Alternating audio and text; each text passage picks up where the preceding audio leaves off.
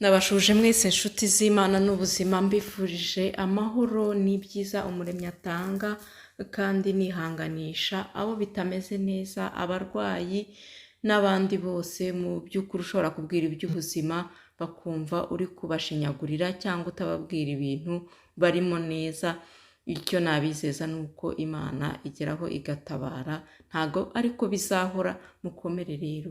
Uyu munsi rero nongeye kuganira namwe mbifuriza ibyiza. Ngewe uri kubavugisha nitwa Musasangwe Jeanne d'Arc.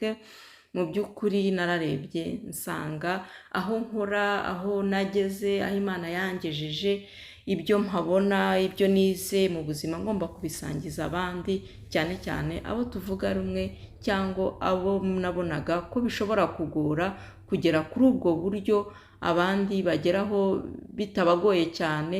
Ariko nkibaza nti ab'iwacu nibagerwaho n'izi ndwara z'iterambere kuko ari akadutse bizagenda bite? Nkavuga nti kuko hari amahirwe yo kubirwanya, ese ubu ngubu umuntu ntabwo yafasha abantu. Nibwo nabonaga uyu murongo mbona ari wo mbashije gucamo kugira ngo mbibagezeho. Nishimiye rero ko mwabyakiriye neza kandi mukomeje kuba benshi bitangira ubuzima bakitangira abandi. Imana ibaho umugisha kuko mubikora neza. Nanjye rero sinzahemwa kubaba iruhande no kubafasha mu buryo nshoboye, no mu gihe cyanjye gitoya ngira nzajya nihangana mbakorera akavidewo gashobora kubafasha uko ubuzima bwagenda neza. Nari nabemereye rero kuzabakorera imitobe kandi myinshi. Mu mitobe rero harimo uyu mutobe nkunda cyane kuko ni umutobe ufasha abantu cyane, abagabo cyane cyane. Uwo mutobe ugizwe rero n'aka watermelon, nkoresha kariya gatoya. Ugizwe kandi na seleri, nkoresha iriya nini iboneka iwacu aho ntuye. Wakoresha seleri ubonye iyo ari yo yose, ntabwo ari ngombwa nyinshi, ipfa kuba irimo, ntabwo ari ubwinshi. Ku mutobe nakomeje mbivuga cyane, ntabwo icyiza ari ubwinshi, icyiza ni uguhozaho, nicyo gishobora kukugira icyo bikumarira. Kandi ntabwo ari ukuvuga ngo ni ukukuvura, aravuga ngo urarwaye iki ngiki ngo mfate iki. Ntabwo ari ukukuvura, ni uburyo bwo guha imbaraga umubiri kugira ngo umubiri wirwanirire, urwanye ibiri kuwurwanya kuko byabaye byinshi. Twavuze rero harimo aka watermelon gatoya, harimo agasereri, ndaza no kubyandika. Harimo kandi icyo bita beterave. Beterave ni kiriya kintu ndi gutonora muri kureba hariya, ni gitukura, ni sinzi uko mubyita, ntabwo nzi ikinyarwanda cyabyo mu by'ukuri, ariko ndumva n'abanyarwanda bacyita beterave. Noneho rero hakabamo kandi n'akadimu. Impamvu dushyiramo indimu ni ukugira ngo uwo mutobe urambe, ushobore kuba wamara iminsi 3 nta kibazo ugize. Ahangaha rero ndaza gukora umutobe w'abantu babiri, w'ingwe ebyiri.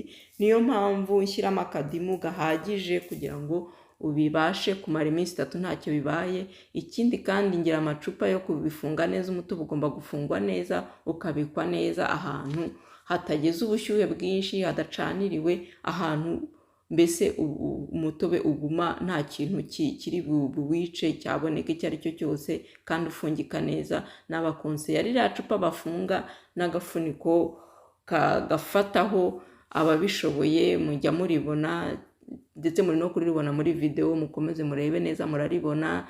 Mushobora no kubazana abandi babimazemo igihe. Ndibaza iyi gahunda imaze igihe, hari abantu babizi babafasha. Nk'umuntu wakuzanye yakubwira, ndetse ntabwo biba bigoye. Ni amacupa acuruzwamo ibindi bintu. Ngewe nayaguzemo icyo bita limonade, ariko icyo nari ngamije ni icupa. Iyo limonade yaguraga amayero ageze kuri 2,200. Noneho icupa ndarifata akaba ari ryo nkoresha. Ntabwo ari ibintu bikomeye cyane.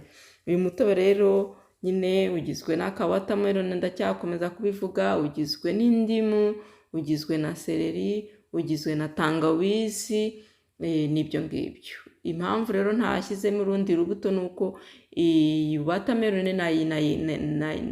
nkaho nayikoresheje igishishwa, nakuyeho kariya k'icyatsi gatoya gusa kugira ngo amantinitiri ataba menshi, bitaza kutugeraho ikibazo. Kuko umutobe uko ari icyatsi niko ushobora kuguteza ibindi bibazo bitari ngombwa mu by'ukuri. Hanyuma rero hamwe n'uyu mutobe nyine turi gukorera hano, nashatse kubabwira ibintu umuntu agomba kwitondera mu gihe akora umutobe. Ikintu cya mbere umuntu agomba kwitondera ni ikintu cyo koza neza imbuto zawe. imbuto ahantu henshi ntabwo babona ifumbire zihagije, twavuga iriya fumbire twajyaga dukoresha y'amase y'inka, ubu ngubu hari igihe basigaye bakoresha iby'ingurube rero iyo bikoresheje haba harimo indwara nyinshi, amasikarisi, ziriya parazite ziba mu nda, donc indwara zo mu nda, inzoka zo mu nda, ushobora no kugira icyo bita ekori, donc kubera ko bakoresha iyo fumbire, izo mbuto iyo batazogeje neza bituma kugira ikibazo. nkaba navuga rero ngabo batagira amazi meza, byaba byiza ahubwo ubishoboye ukajya urongesha amazi yabanje gutekwa agahora, byaba byiza kurusha ko ushobora kunywa umutobe aho ugatahana inzoka cyangwa ugatahana izo ndwara zose zishobora kubamo, ndetse na hepatite A ushobora kuyigira ukoresheje umutobe wanduye. Ushobora no kugira icyo bita toxo, ni ukuvuga ngo umuntu ufite toxoplasmose ugize icyo kibazo cyo kurya ibintu birimo umwanda w'amatungo, ashobora kubyara umwana umugaye cyangwa ndetse akaba yabura umwana. Murumva ko rero bikomeye, ntabwo umuntu agomba gukoresha imbuto atogeje, ahubwo aho kugira ukoreshe imboga umuntu atogeje cyangwa atizeye isuku yabyo, yabyihorera. Bantu rero mukoresha abakozi, ndabasabye rwose, ntabwo ari ngombwa. Imbuto zigomba gusukurwa mu buryo bwose bushoboka, intoki ugomba kuzoza neza cyane. Ubishoboye rero hari akabicarbonate muri farumasi kabamo bicarbonate de sodium, washaka ukongeramo na vinegere kugira ngo imboga zawe uzitumbike nibura iminota 15 uzoze zise neza. Ibyo ngibyo ariko ntabwo bikuraho amaparazite n'iyindi myanda, bigomba ko amazi aba asukuye mu buryo buhagije kugira ngo woze imboga neza, ntuzarwara ayo maekori, ntuzarwara amayosikarisi, ntuzarwara ayo mahepatite ndetse na toxoplasmose. Harimo ibibazo byinshi bishobora guterwa n'umwanda wuko atari uko bitewe n'imboga, ahubwo bitewe n'umwanda byakoranywe. Icyo kintu ndagira ngo mucyitondere. Abandi bantu rero bakoresha imboga babonye izo ari zose, ntabwo wakora imboga izo ari zo zose kubera ko ntabwo imboga zikunda ko tuzirya. Ngombwa rero gukoresha imboga zikoreshwa mu mutobe, wareba izikoreshwa mu masalade, ariko nanone ukitondera imboga z'icyatsi mu mutobe, kubera ukuntu zikora cyane zishobora kuguteza ibibazo byo kugira ngo tiroide yawe ntikore neza, ndetse no mu nda yawe ntihakore neza. Kandi iyo mu nda hadakora neza nta kintu kiba gikora, ibintu biba bimeze nabi. Ni ngombwa kubyitondera, ugomba kwitondera kudafata imitobe y'icyatsi cyane, ndayibabujije. Ni ngombwa ko umuntu amenya imboga udakoresha. Navuga nk'imbuto za epinari, uretse n'ukuntu banazifumbira zo zifata amapesticide biriya bashyiramo byinshi cyane.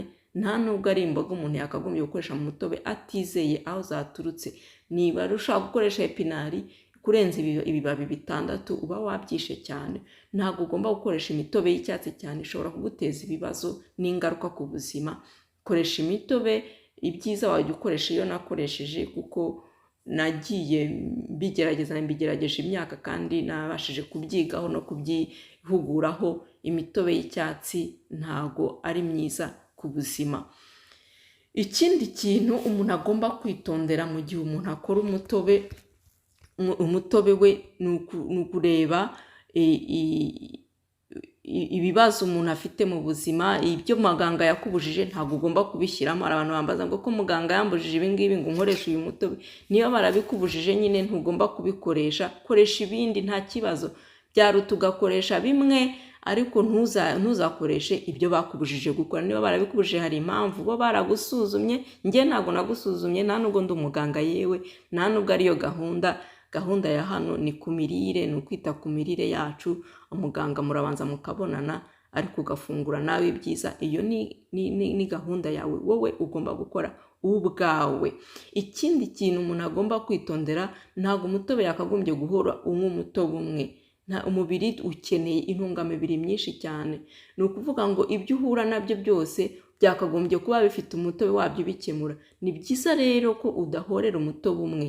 Byaba byiza kandi ko mu mutobe wawe utavangamo ibyo ubonye byose. Hari abonye bashyiramo tungurusumu, hari abonye bashyiramo hari igihe ushobora kunywa uwo mutobe kubera ibyo bintu wavangeteranije bikazaguteza ikindi kibazo cyo kuhurwa burundu, cyangwa bikaba byaguteza n'izindi ngaruka mu buzima, bikagira ibyo byakwica mu buzima, byahungabanya. Ntabwo ari byiza rero, ni ngombwa ko ukoresha umutobe, ugakoresha imboga nk'uko nagiye mbibereka. Byaba byiza niba utabishoboye ukarebera ku byo nkora, nibura byo narabigerageje kandi nzi impamvu yabyo.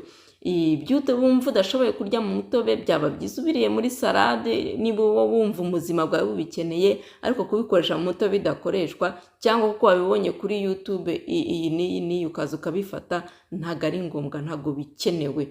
Ikindi kintu rero ugombye kwitondera mu mutobe wawe, ugomba kwitondera kuwunywa warangiza ukawuha agahe ko gukora. Ntabwo umaze kunywa umutobe ngo umite ngerekaho ibijumba n'amafiriti n'ibindi byose, ntabwo icyo gihe uba uhaye umwanya wo gukora. Kera nk'uko bajyaga babiduhereza, kera bakaduhereza ibyo bitaga byaturindaga inzoka, imibirizi, warategerezaga nibura iminota 30. Ku mutobe ho utegereza isaha kugira ngo ube wagira ikindi kintu ufata, aho ngaho niho bitagira ingaruka. Ibyo rero ni ibintu byo kwitondera mu mutobe, witondeye ibyo ngibyo, ukitondera ayo masaha, ukitondera imitobe ufata, ntufate ibyo ari byo byose, mu by'ukuri bizakugirira akamaro. Kandi nongere mbisubiremo, ntabwo umutobe uvura, ahubwo uhereza imbaraga umubiri. Noneho rero umubiri wamara kugira imbaraga ukabasha gukora bya nyabyo, cyane cyane kuko imbuto zagiye zituburwa, uko ikirere cyagiye gihindana, imbuto zijya gutunganya ikirere, zigashiramo ubushobozi, ntibiba gifite ubushobozi nk'ubwa kera. Ariyo mpamvu mu mutobe, kuko birihuta cyane mu mubiri, bibasha kugira icyo bidukorera. Iyo ubikoze neza n'ubuhamya buraboneka, murabubona hano. Turamushimiye. Amahoro.